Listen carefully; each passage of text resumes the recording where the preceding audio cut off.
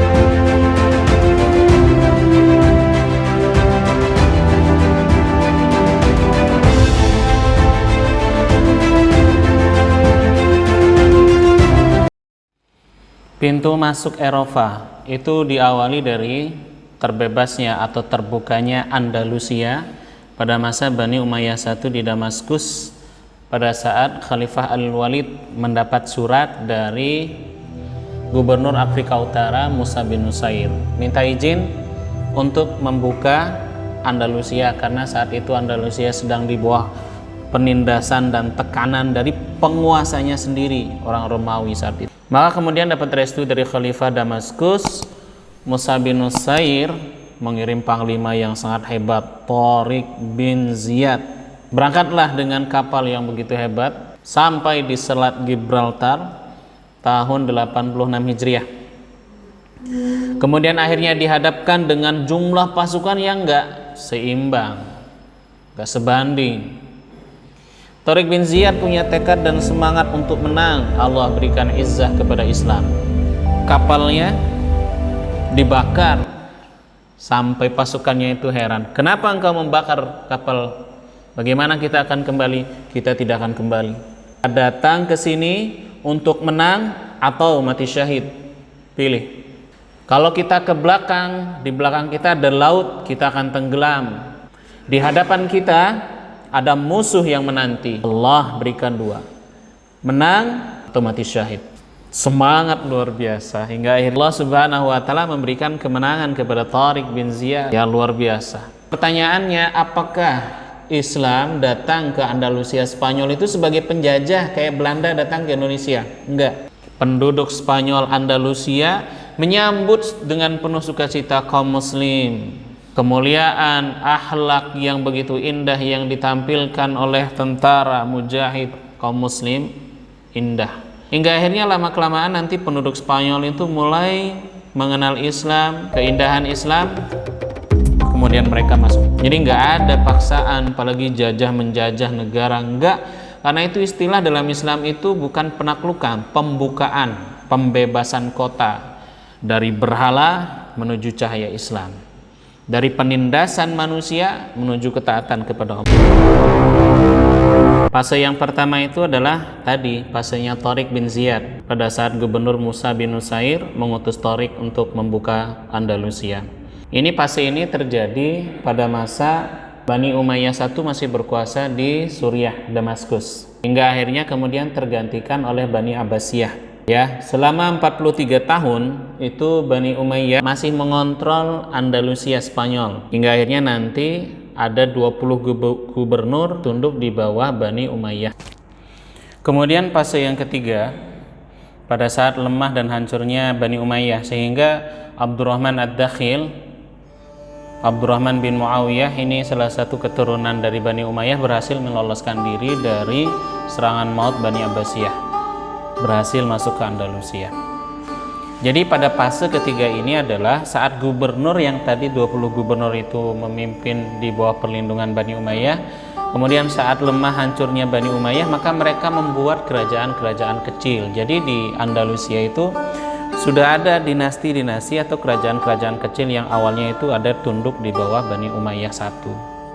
Ini fase yang ketiga yang dilalui oleh kaum muslim penyebaran Islam ke Andalusia. Kemudian fase yang keempat, ini saat masuknya Abdurrahman Ad-Dakhil. Kenapa dia Ad-Dakhil dinamain? Karena dia berhasil lolos masuk ke Andalusia.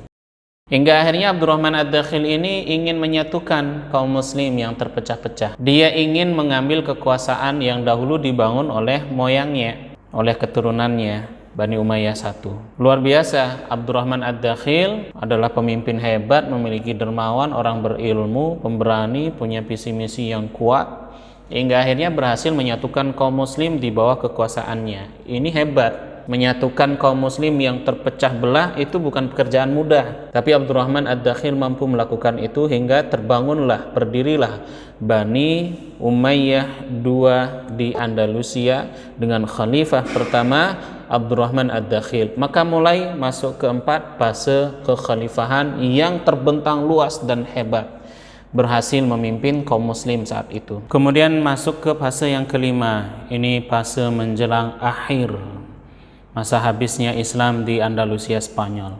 Ini masa menyedihkan.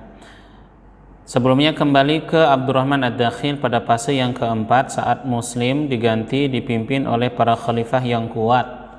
Salah satu khalifah yang kuat pada masanya itu Abdurrahman An-Nasir. Karena pada masa fase yang keempat Abdurrahman An-Nasir kemudian memimpin kekhalifahan Bani Umayyah II di Andalusia ini, dia mendapatkan begitu banyak pekerjaan berat, tugas-tugas yang sangat berat yang dilakukan diemban oleh Abdurrahman An-Nasir. Kenapa? Karena nyaris kekuasaan Bani Umayyah Andalusia di Spanyol itu tinggal sedikit. Beberapa kota itu sudah memisahkan diri. Ada kerajaan-kerajaan kecil, Islam sudah memisahkan diri. Pada saat yang sama, kekuatan Kristen sedang menghimpun persatuan kekuatan untuk mengusir dan mengalahkan kaum muslim di Andalusia. Tapi Abdurrahman An-Nasir mampu membebaskan Andalusia dari perpecahan, mampu melawan pemberontakan-pemberontakan yang terjadi pada masanya. Hingga akhirnya Bani Umayyah kembali kuat. Kaum muslim kembali bersatu di bawah kepemimpinan Abdurrahman An-Nasir. Hingga akhirnya masuk ke fase-fase berikutnya saat para khalifah, para pemimpin yang menggantikan Bani Umayyah ini lemah, karakternya lemah, kepemimpinannya lemah. Kemudian mulai kaum muslim terpecah belah lagi. Jadi begitu penting ya sosok pemimpin yang kuat. Begitu penting sosok pemimpin kuat, berwibawa, mampu menyatukan perpecahan. Ini sosok yang sangat langka kita dapatkan sekarang. Pecah belah pada waktu yang sama, kerajaan Kristen sedang mendirikan kekuatan, menyatukan kekuatan, melawan mengusir kaum muslim. Hingga salah seorang penyair mengatakan, likulli syai'in idza ma tamma nuqsanu. Ketika sesuatu telah mencapai puncak kekuatan, kejayaan, kesempurnaannya, maka kemudian dia jatuh. Itu yang terjadi dengan kaum muslim di Andalusia. Pada masa Bani Ahmar, ketika kekuasaan kaum muslim hanya tinggal satu kota, Granada, kota yang hebat. Cordoba telah jatuh ke tangan pasukan Kristen. Sevilla telah jatuh ke bawah kekuatan Kristen. Toledo, tinggal Granada. Hingga akhirnya kaum muslim meminta bantuan kepada penguasa di Afrika Utara, Murabitun. Mereka memberikan pertolongan, kaum muslim kembali kuat, lemah lagi, meminta pertolongan lagi, hingga akhirnya datang Raja Ferdinand dari Kastil dan juga Ratu Isabel dari Aragon, mengusir, membantai kaum muslim dari tanah Spanyol. Dua pilihan untuk kalian, tinggal di Spanyol dengan beragama Kristen, tinggalkan Islam, atau kalian pergi dari Andalusia. Maka kaum muslim pergi, yang berhasil melarikan diri pergi menyeberangi lautan. Ribuan, jutaan, wallahu alam, terbantai. Yang tersisa di Spanyol menjadi murtad karena lemah iman, atau kuat imannya mendapatkan siksaan yang begitu keji. Salah satu siksaan yang pernah saya lihat ketika dibuka paha selangkangan itu, diikatkan batu berat, beban di bawah kakinya, sehingga merasakan sakitnya yang luar biasa. Itu siksaan yang didapatkan kaum muslim saat mereka lemah. Apa yang terjadi ketika kaum muslim kuat? Apakah orang Kristen mereka dibantai dan disiksa? Nggak ada dalam kasus seperti itu.